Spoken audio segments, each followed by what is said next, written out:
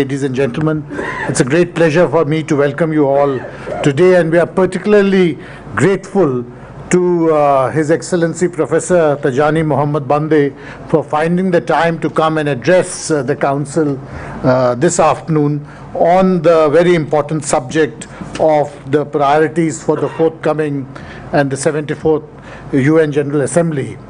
Your Excellency, the Indian Council of World Affairs is India's oldest think tank on foreign policy issues. It came into existence some years before our independence, and since then has maintained a special focus on Asia, Africa, Asian-African solidarity, but also on larger multilateral and international developments, of course, in addition to relations with other countries and in particular area studies pertaining to Southeast Asia, West Asia, Central Asia, and so on.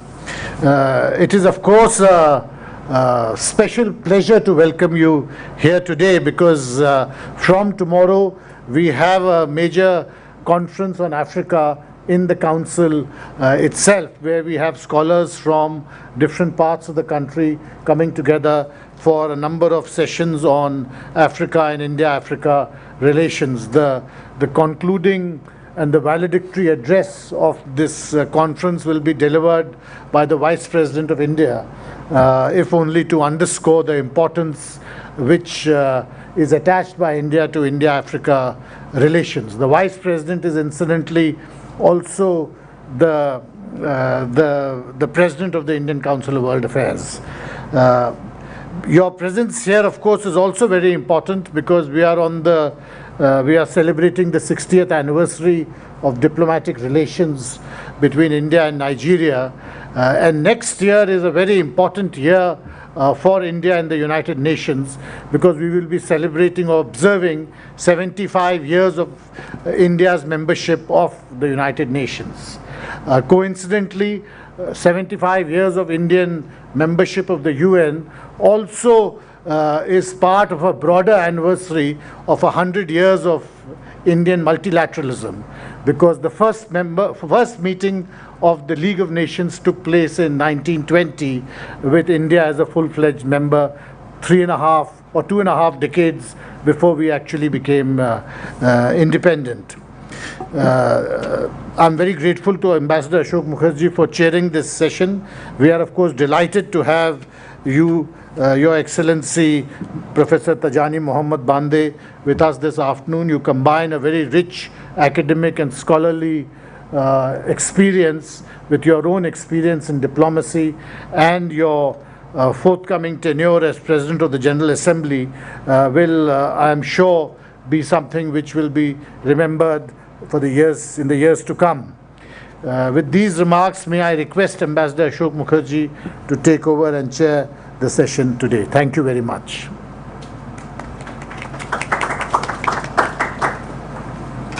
Thank you, Director General, for those words.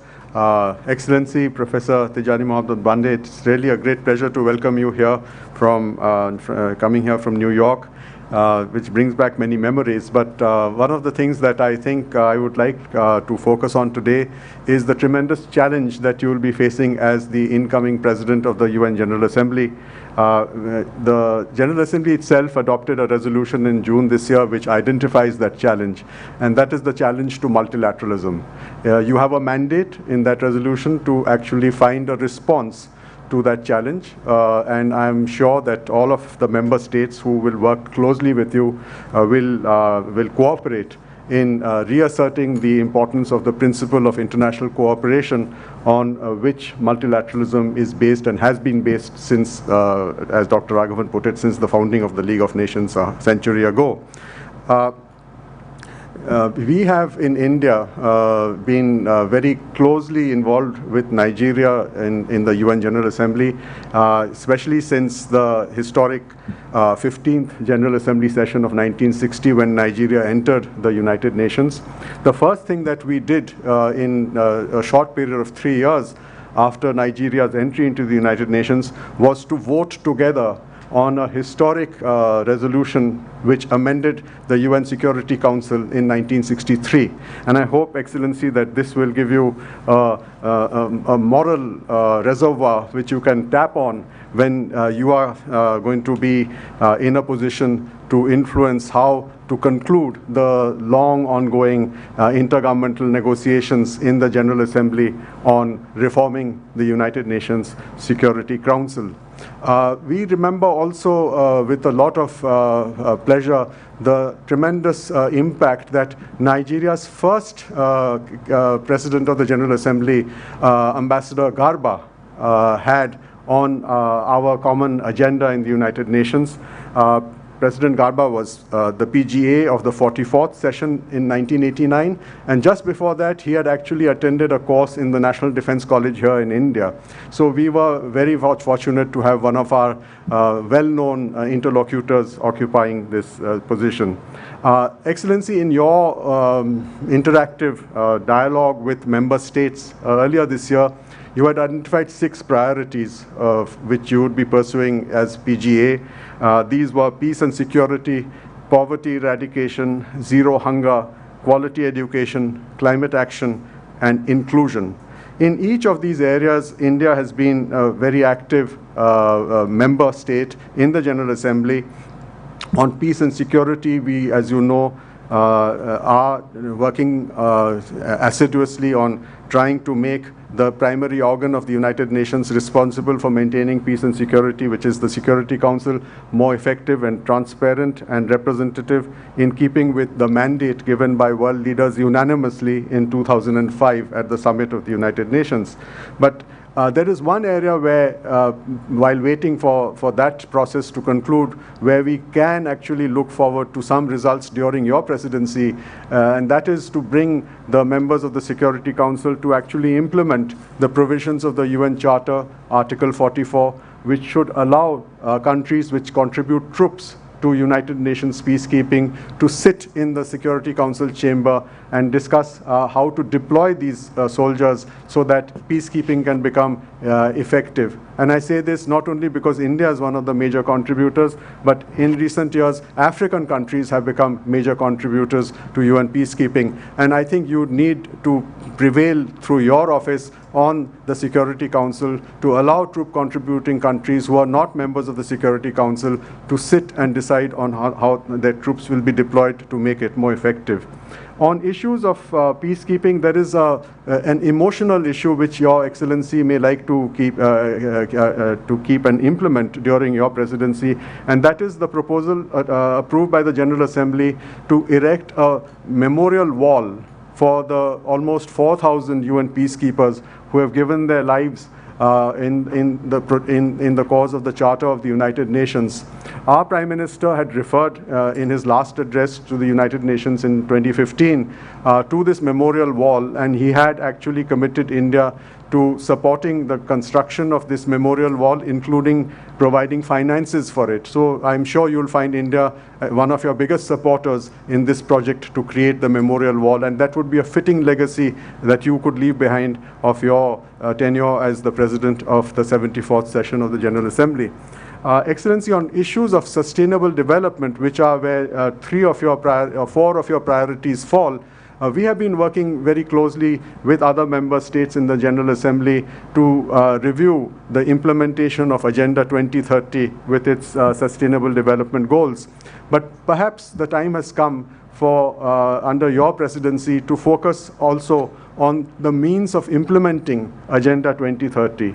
In July 2015 meeting in Addis Ababa, all of us had agreed to the 2 main means of implementation of Agenda 2030, which were the supportive financial flows from multilateral institutions and the transfer of technologies. Unfortunately, the financial flow issue has got submerged with the global financial condition, while the transfer of technologies issue has been relegated to a backwater in Geneva. I think you need to resurrect it from that backwater and perhaps convene a high-level meeting on how technologies can play a role in implementing Agenda 2030.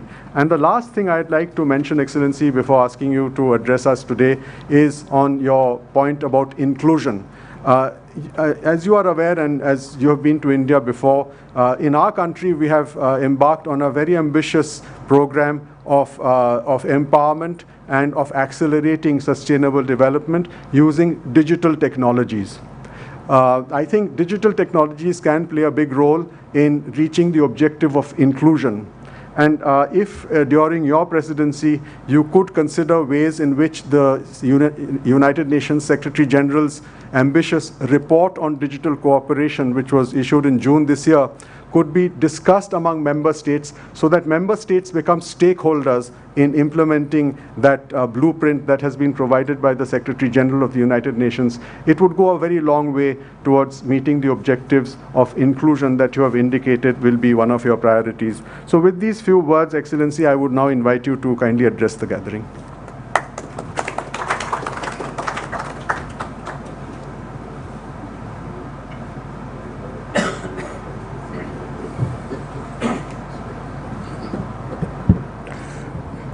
Mr. Chairman, Director, Excellencies, ladies and gentlemen, it's my honor to be here. I'm glad to have been invited first by the Government of India, but now, in this instance, by the distinguished colleagues at the Indian Council of World Affairs to interact. In truth, I'd come here mainly to listen. And this is what I've been doing since I got here.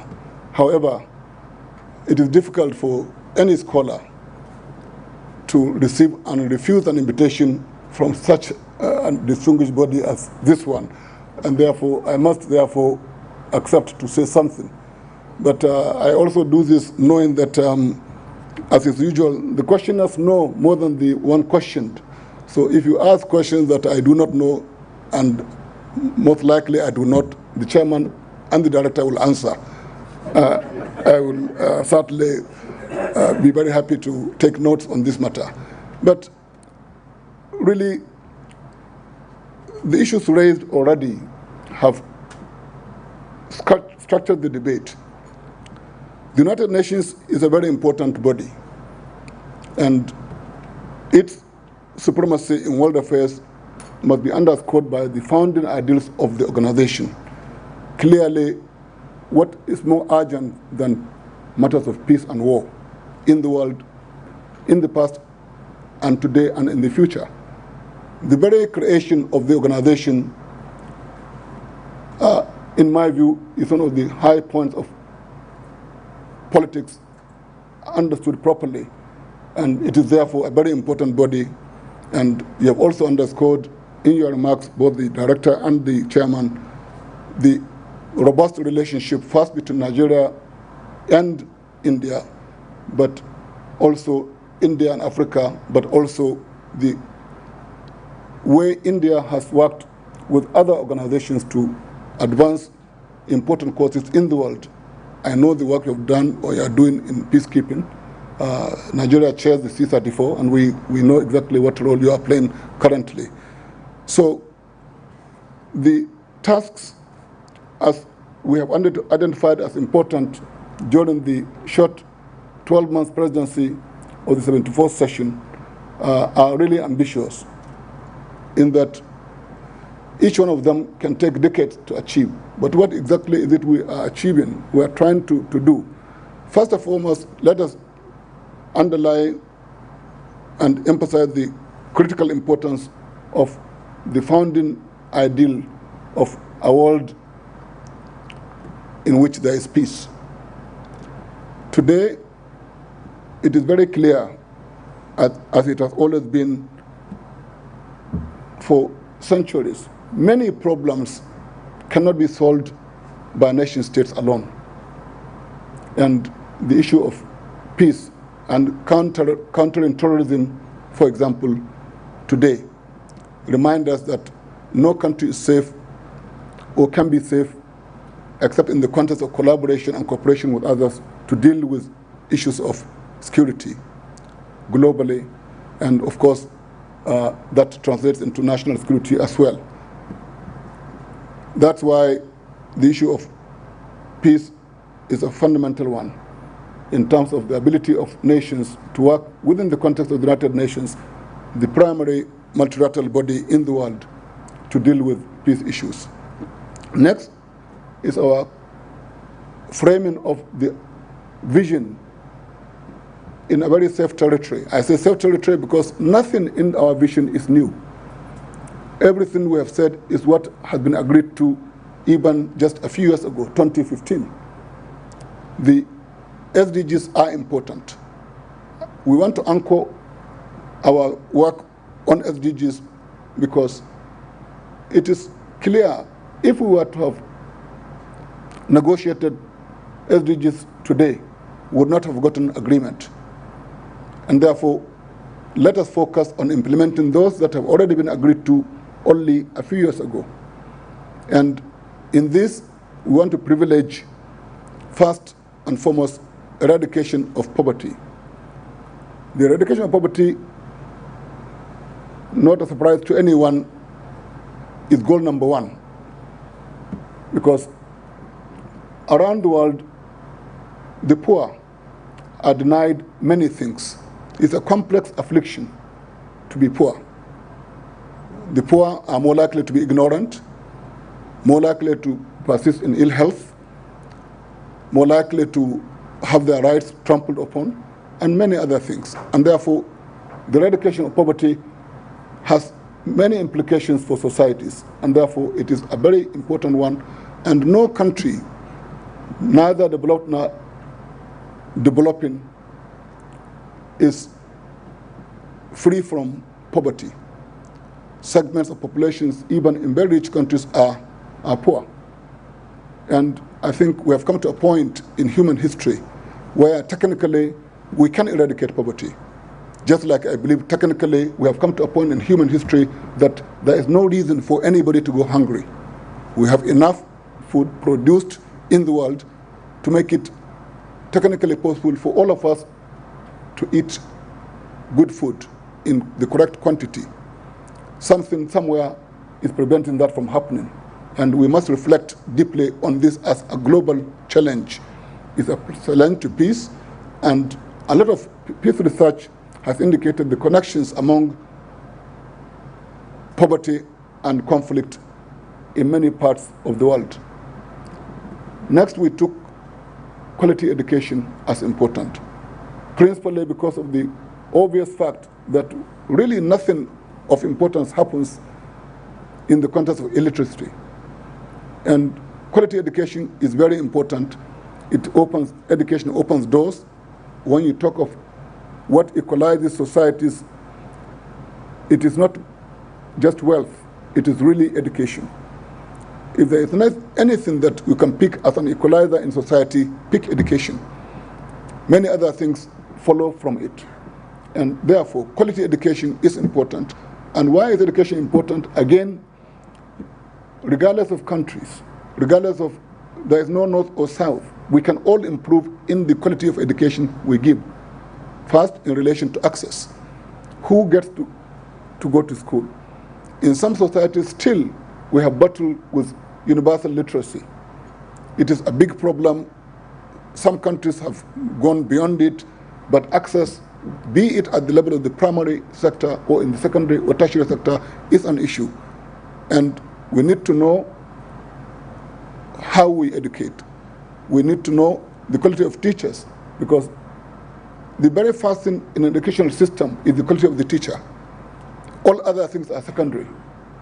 And it is said, I think with truth, that no educational system, and yet even no society, can rise above the quality of its teachers.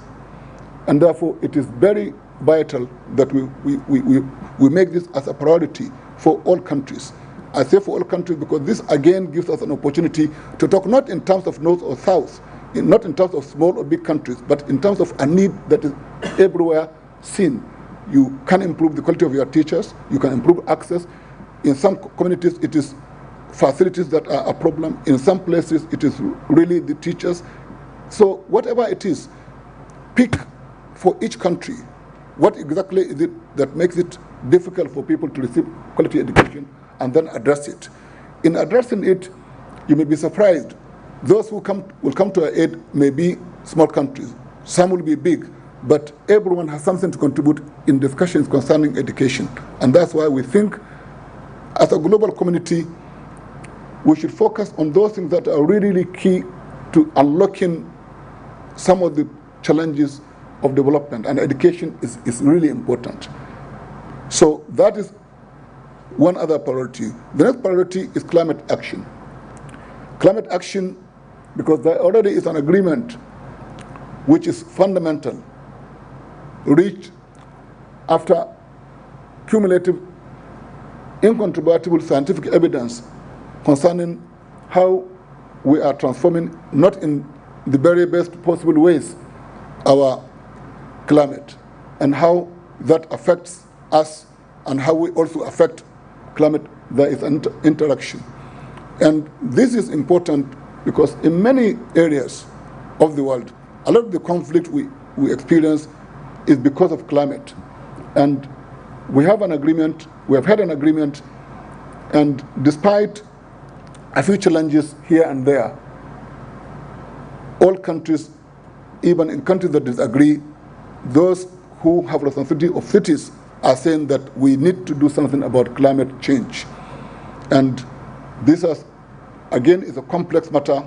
It affects how we live, it affects what we produce, it affects movement, it affects everything.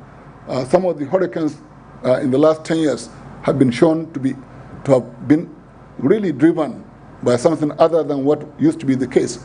Therefore, with the evidence that we are not on target to reduce emissions, more action needs to be done. Some countries have shown leadership in this matter. All countries should do and can do more, and we are happy that we are no longer disputing that this is a problem.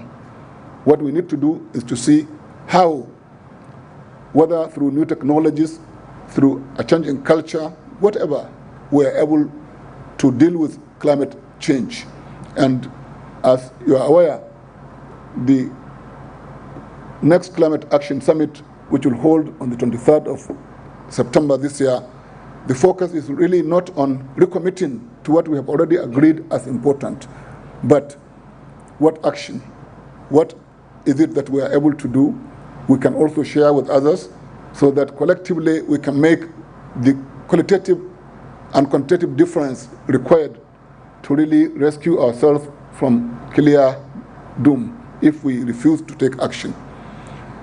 Next is the issue raised by the chair of this occasion, which is inclusion. Inclusion is vitally important, because anybody excluded has a grudge, and those with a grudge can do a lot of things that you think irrational, but from the standpoint of the grudge holder, make perfect sense. And whatever the notion or the rationalization of exclusion, be it language or religion or region or language or color, everything around inclusion is fundamental, and the United Nations must show leadership that inclusion is important. We inhabit a world in which we are interconnected, different as some will think they are from others. Inclusion is important, whether you are dealing in country, between countries, regionally, whatever it is, inclusion is important. Some societies have done better at inclusion than others. Some have better models, but the truth is one, that inclusion is critical to stability of nations and societies and the world. Now, like I said, I've come here to listen. So far, in this very short interaction that I have had with officials in India, I have learned a lot about what India is doing concerning inclusion, concerning how technology. I was at the IIT this morning, how we think we can use technology as a cross-cutting matter to affect how we deliver education, how we deliver health services, how we deliver agriculture, whatever we can think of, there is a way in which there is a connection between what we produce in technology and how we solve some of our problems. But the solution of these problems cannot happen outside partnerships. And that is goal number 17. We are connected, and this is the main point. And the United Nations General Assembly, as a forum which gives equality of states, regardless of size or location, I think is one platform to show that we can, as a global community, speak frankly, objectively, and openly to the issues that matter to all of us. We may have different urgent concerns, but they are all global concerns, and the goals as enunciated under the 2030 Agenda for Sustainable Development are interconnected. The world is interconnected, and we need to continue to preach, even to the converted, that these goals are important for all countries, and no country is an island or can be an island unto itself. How do you solve health pandemics? Just through national effort.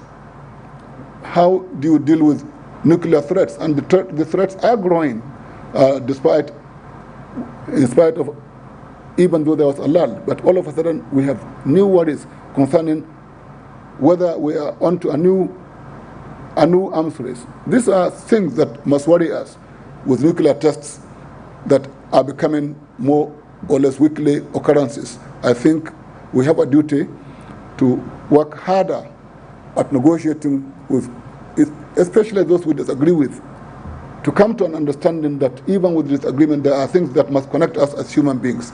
I think this is fundamentally for us what the United Nations General Assembly is best suited to do in collaboration with other organs and other principal organs of the United Nations. And I am very glad that India and other countries, all countries have given support to the vision, and we look forward to generating ideas of how really we can implement these elements going forward. I thank you greatly for the honor of the invitation. Thank you very much.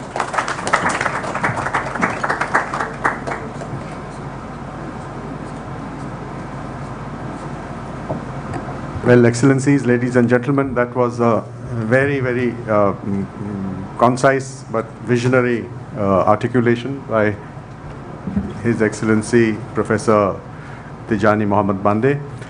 May I now open the floor for an interactive session.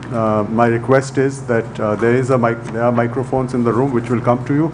Please could you identify yourself and your background when you ask a question or make a comment. So the floor is now open. If you raise your hand, I'll recognize you. Yes, Aditi.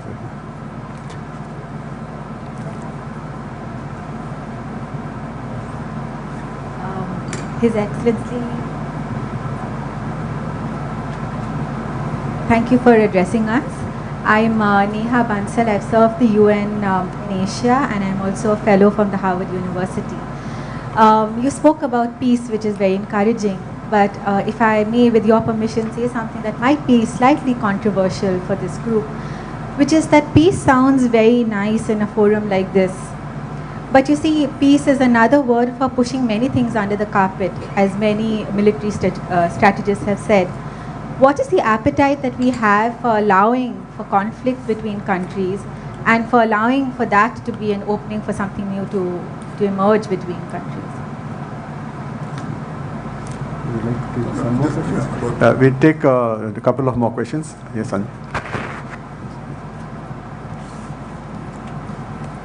Thank you, Excellency, for giving these insights, and warm felicitations on the upcoming presidency of the International Parliament. My name is Sanjeev Arora. I'm former Secretary of the Ministry of External Affairs, and for 4 years I was head of the UN Political Division in Delhi. Now, I think among the priorities that have been delineated I'm sure counter-terrorism is among the foremost priorities. So I thought it would be of interest for us to get a feel from Your Excellency as to how, you propose to bring about an even sharper focus on this global scourge. And I may also in this context recall that India's proposal for a comprehensive convention on international terrorism has been on the table of the United Nations since 1996. So this is where I'm sure the international community has a common stake. So your views on that. Thank you. The third question, Ambassador Sajjan. Thank you very much, Professor, for your presentation. I'm not a UN background person except for on economic diplomacy, international multilateral relations. So my question might be a little at a simpler level. We heard in India on the 70th session that there was going to be a text-based discussion on reform of the UN Security Council. Now, since 2015, and I remember the Prime Minister had also made a call that on the 70th anniversary, decision should be taken. Over the last 4 years, we really haven't heard anything about this at all. And but there were lots of expectations and hopes that were raised in 2015. So if you could kindly give what is the lay of the land and what can we expect something going forward in the 74th session? My other question is on, you had mentioned about peace, you mentioned about nuclear proliferation, etc., etc. Now, as far as peace is concerned, there are a large number of regions, areas, some close by here, whether it is Afghanistan, it is Syria, rising tensions in South China Sea. As far as nuclear proliferation is concerned, whether it is the Iranian problem, Iranian issue, the continuation of the JCPOA, or with North Korea. So how does, and one doesn't hear really lots of discussions taking place, but the role of the United Nations is really absent. It doesn't seem to be present, although these are very, very important issues in the area of maintaining peace. So what is, how does the United Nations in the coming year plan to engage with all these issues and bring about stability and peace? Thank you. Would you like to answer? One more? One more. One more. So anyone from this side? Yes, please. Your Excellency, it has become a fashion nowadays that people quote here and there in every forum that we are living in a global village. Please, can you introduce yourself? My name is Kartar Kapoor. I am a student of comparative studies in evolution of histories. So people have become fashionable to say that we are living in a global village. Now my question is, how far we are from a world government?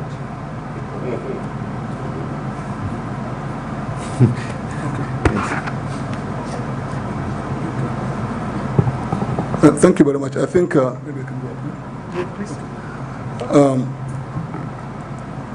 Well, first, the question concerning peace. I think just imagine the very first question concerning peace, that nothing is happening. Imagine a world without the United Nations, and there is no moral restraint, no political pressure on any power or collection of powers. The anarchy that is unleashed by that scenario alone should caution us that yes, we may have failed in some respects, but the United Nations have been a force for good in bringing peace.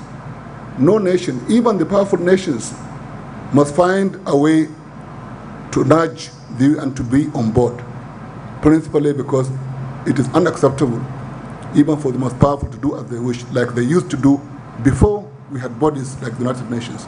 I think we must give credit to our leaders in this regard. So I think this is the element that I think is important to remember, that we have had no really large-scale conflict that involved the world since 45. We have had really terrible regional situations, but even those would have been far worse were it not for the fact that there is a United Nations. That is not to say there are no errors, and I think senior diplomats here will tell you many errors of judgment, even with the United Nations itself. But absent the United Nations, would have had a completely different world. Next is the question concerning terrorism. I think the issue of the document India had wanted negotiated, I think it's not dead. Of course, there are of course certain realities at the United Nations which you know have been worked for 40 years there. At times, even good ideas get a pushback depending on who is pushing it from whatever quarters. That is a reality we must live with. But even while we are unable to come to a conclusion of that 1996 document, and Ambassador Said has been raising it with as many people as can listen, that there is something on the table to do with terrorism. We have what we didn't have before. There is an office dealing with counter-terrorism at the level of the USG, which has done a tremendous job of bringing on board ideas concerning cooperation relating to countering terrorism. This is really progress made. Whether that fits or answers to the question that the 96 document is raising, we can debate. But progress has been made on the very basic idea that nobody wins with terrorism. And there is greater collaboration on this score than on many things at the United Nations. There are, of course, countries that have difficulty with the notion of prevention, but prevention has taken some traction in the discussion at the United Nations that we should devote resources more to understanding and making it less likely for certain things to continue in the area of prevention. But of course, this is where we are at. Now, the United Nations, to answer the last question, before there's one before that, but the United Nations has not been totally absent, even on these questions concerning nuclear tests. At every stage, there has been strong condemnation and efforts by the United Nations Secretary General when nuclear tests are conducted. And the moral pressure alone is not to be discounted.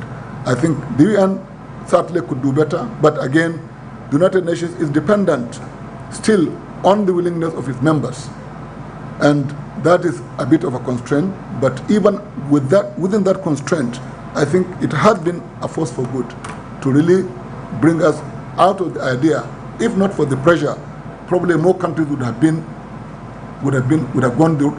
the route that we don't want countries to go as we push for a nuclear-free world. If we didn't have the pressure from the United Nations, I'm sure we'd have had a different story again. Next is the issue concerning UN reform. UN reform, the very last element, despite the difficulty, achieved a rollover which didn't happen before. And what we have is occasionally we go around circles around the subject.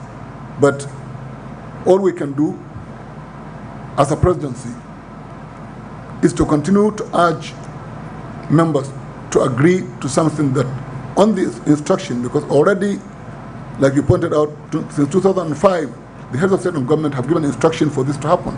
Progress has been very slow, and the groupings have been what they are. We know what groups are somehow strategizing over how the reform should look like. But I think what we can do is to continue with the intergovernmental negotiations. The conclusion of the last one, there is a rollover which I think we can work with. Otherwise, we have a complete rollback as to what were agreed to even 10 years ago. And I've seen some delegations that have really weakened even in their support, but that is not reflective of all delegations. I think we don't give up. This issue is an issue not only of a commitment, but it's also the whole question of inclusion.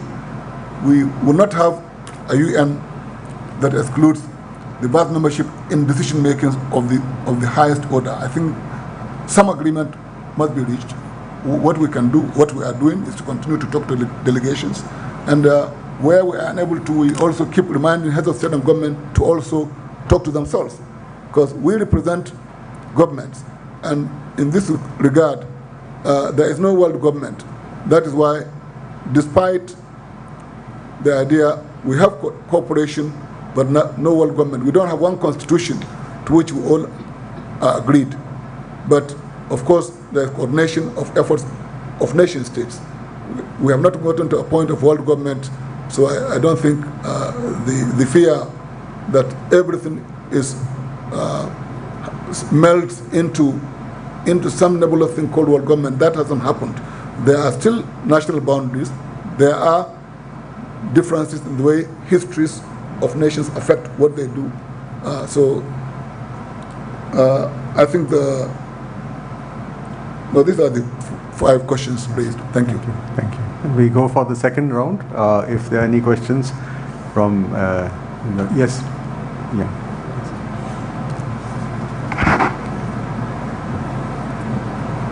Good afternoon. I am Agrima. I'm a student from St. Stephen's College.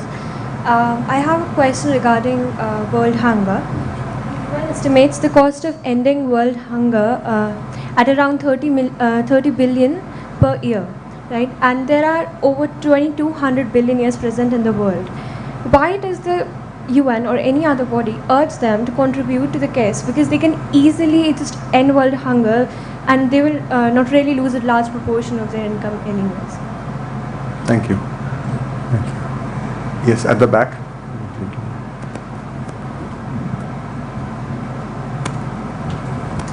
Good afternoon. My name is Deepak and I'm a student of International Relations from South Asian University. Your Excellency, you began by saying that many of the problems in the world cannot be solved by nation states alone. But we live in an era when most of the nation states are in fact opting for a protectionist stance and taking a step backward. I can specifically give the example of United States actually backing out of the UNESCO. So in a situation like that, how do you think the General Assembly is going to address things like counter-terrorism, SDGs or any such? Thank you. Thank you. Any others? There are these 2 questions. Okay. Well, I think I do not know the number of billionaires in the world, but I do know that at times when we say we are able to feed the world in terms of what is possible to produce, but we do not do so because of certain constraints. Some are issues of distribution, and consumption patterns vary between regions and countries and within countries.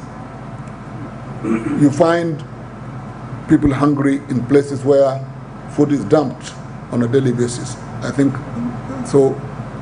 There are questions of distribution, there are questions of storage, there are questions of political will to address hunger because it affects only some people but not others. These are issues of policy, and some countries do better than others. But the point is that we are able, if we really worked harder, to make it possible for all to have food, because technically we can produce food for the entire world. So the reality of how we are not able to do so speaks to the question of justice and social inclusion. These are the issues we should tackle in terms of empathy, in terms of the notion that we all have equal needs for certain things as human beings. This is the issue that we have to fight for social justice. Of course, we have not gotten to a world where there's a declaration across the board about protectionism. We have gotten tendencies relating to certain countries, perhaps on certain products, but especially post-19, let me say, in the current situation, in the political economy of the world, protectionism cannot go far. What goods or services are produced only within nations. Look at when you see products, the history of the products, where sources are passed, who does it, who sells it, who buys it, you see the interconnection. So protectionism in the current political economy of the world cannot go far. And there are consequences, but there are tendencies which are being resisted. It's still unfolding. So it is a trend in some countries, but not the whole picture. Thank you. Well, any other questions? Yes, please. Good afternoon, sir. I'm Gauri Sharma and I'm an economics student at St. Stephen's College. I have this question in mind that you talked about elimination of poverty as one of the priorities, as well as sustainable development goals. So don't you think that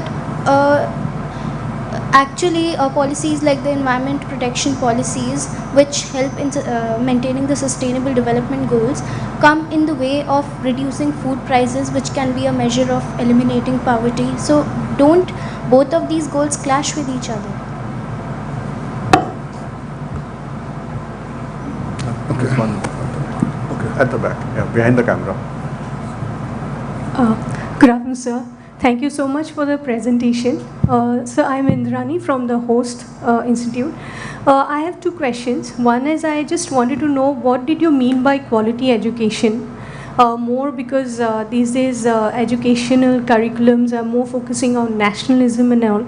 And when you are talking about global community, peace and conflict resolution, how do you interlink that first? Second, it's a kind of a suggestion and a question.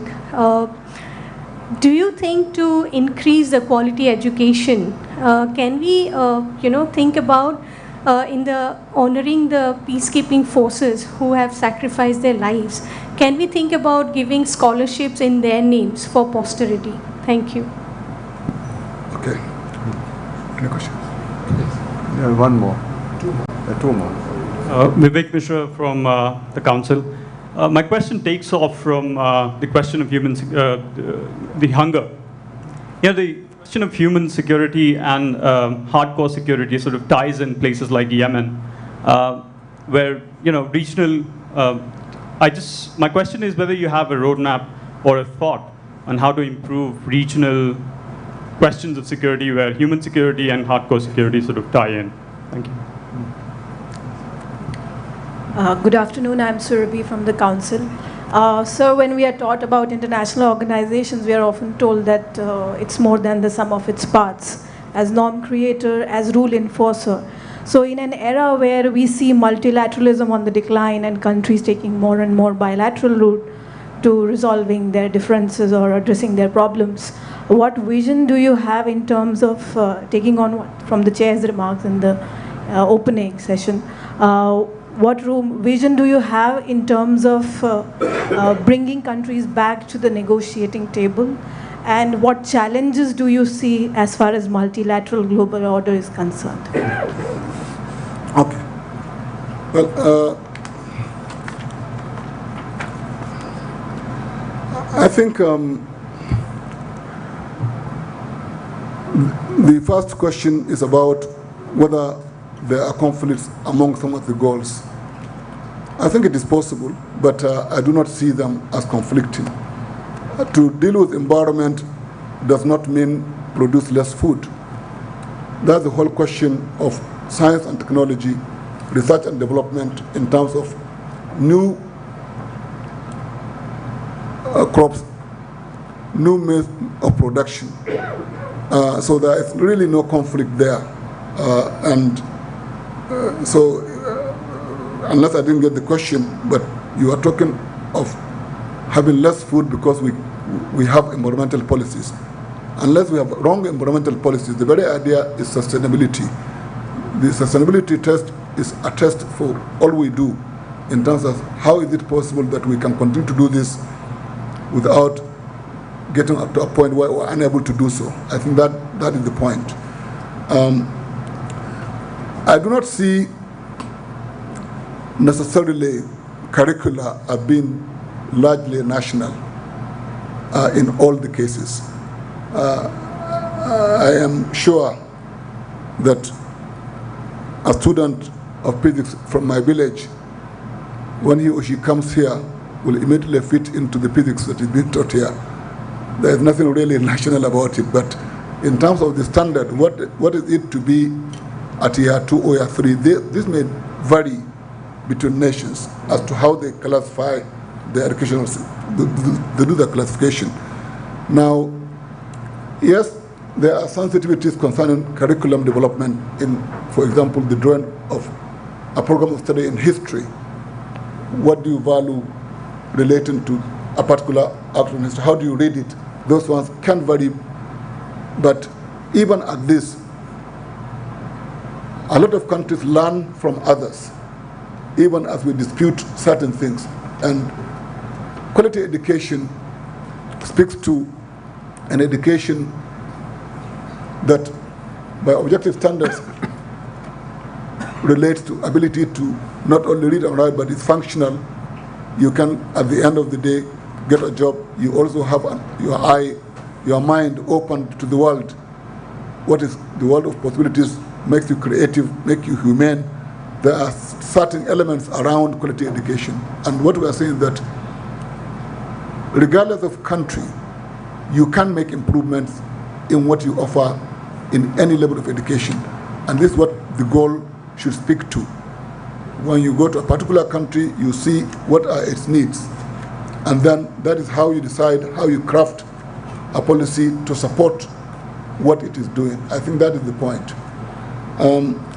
Yes, whatever it is that peacekeepers do, I think we should honor them for what they do for the rest of us. Whether there are movements or there should be movements to honor them in some way, I think there are. I think every year moments are given, but what more can be done, I think, can be discussed. But yes, peacekeepers are important. A lot have lost their lives trying to make life easier for especially the most vulnerable in really difficult situations. I think all peacekeeping countries talk about this as important. India is one. Nigeria is also one other one. Regional security, of course, more and more there is a greater role in regional security given to regional organizations. And at times what is done is there is a relationship of support between the United Nations and some regional organizations. Certainly there is a strong relationship between the United Nations and the AU on multitude security. It is also the same with other regions depending on need. But the basic principle more and more is the idea of subsidiarity, where things are taken to the levels where they are best or better handled. I think that is becoming more and more. In peacekeeping, because it is even cheaper, it is faster, it also reduces a sense of imperialism in a way. Those elements also play into what happens. I would like to say that at the United Nations, there have been, and in many fora, a worry concerning multilateralism and a weakening of multilateral efforts. There is a basis for that, but it's not the whole story. As some countries are moving a bit more away from multilateral efforts, many others are coming together because they understand, especially smaller nations, and not only smaller nations, that it is only through multilateral efforts that we are able to secure ourselves. And I think that is a wisdom that is very well shared as a sentiment in the corridors of the United Nations and around the world.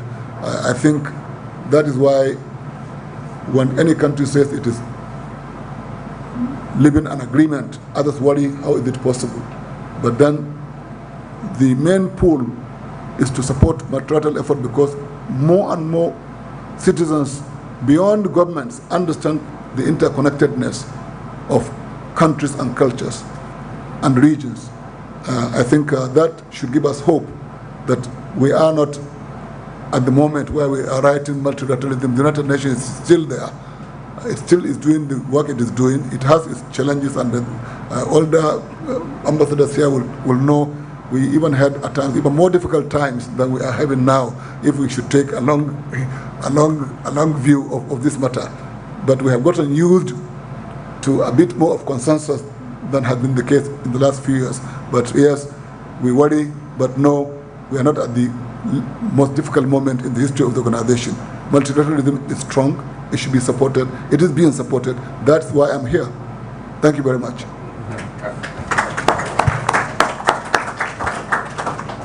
Well, ladies and gentlemen, excellencies, if that is brings us to the end of this interactive session. I know His Excellency has a very important meeting shortly, so we won't detain him very much. But just to sum up what I think are the main takeaways as I heard them. Excellency, poverty eradication, I think for you that is probably the most important issue. And I'm glad to hear you say it, because when we negotiated Agenda 2030 with its goals, India and Sub-Saharan Africa were really at the forefront of demanding this be the overarching goal of sustainable development. Together we have more than 670 million people to take above the poverty line by December 2030, and I'm glad to hear that you have prioritized this in your in your agenda. Education and quality education was something that I think came across to many of us as probably something that we should have expected from His Excellency, given his own background as a very eminent educationist.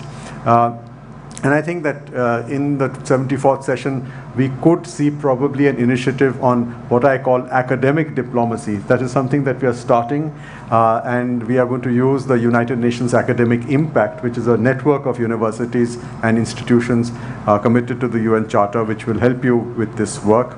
On inclusion, I couldn't help but remember the work that we did together, India and Nigeria, in bringing to a conclusion an issue which we inscribed in June 1946, which was on providing an inclusive government in South Africa.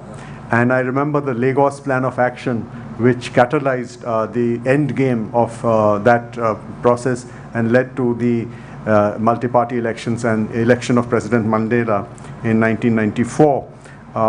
Excellency, you mentioned partnerships, and I can't help but remember when we sought partnerships 5 years ago to deal with the Ebola crisis in West Africa. We thought we had actually achieved quite a lot, but the main issue was that of finding and making accessible through the United Nations an Ebola vaccine.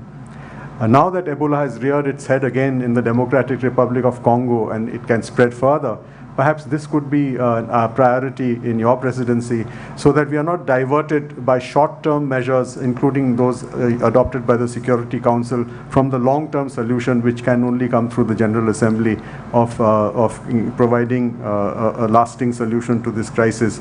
In terms of the questions, I think three takeaways I would, and especially for an Indian audience, on UN Security Council reform, I was glad to hear you say that the objective that you would have is to bring inclusion in decision making. I think those are the best words I have heard in my career so far. And I think that sums up the reason why we want reform of the Security Council, not only to have more countries around the table, but to have inclusion in decision making. And I hope, Excellency, that probably you may like to appoint one of the permanent members as a co-facilitator of your intergovernmental negotiations to help us reach this outcome. The second was on the Comprehensive Convention on International Terrorism. That's something that resonates in India for a long time and which we have lived with for a very long time. And we look forward to seeing the role of the new Under-Secretary General in pushing this forward. And finally, Excellency, your reassurance that multilateralism is in safe hands with you as President of the General Assembly, and that if there was no United Nations, there would be anarchy. I think that provides enough ground for all of us to actually wish you a very successful tenure as President of the 74th session of the General Assembly, when you will also be presiding over the speech of our Prime Minister later this month when he travels to New York. So thank you, Excellency, for finding time and participating in this meeting at the ICWA. Thank you. Thank you. On behalf of the Indian Council of World Affairs and DG ICWA, I thank His Excellency Professor Tijjani for his excellent talk and elaborate answers. I thank Ambassador Asoke Mukerji for conducting the session very efficiently. ICWA also extends its gratitude to the audience for taking out time for this event. And before we close, may I request DG ICWA to present Professor Tijjani our gratitude as publications from ICWA and Memento. Thank you very much. Author of this is here. Oh, okay. Ambassador Dilip Sinha. And this is a small memento of our plaque.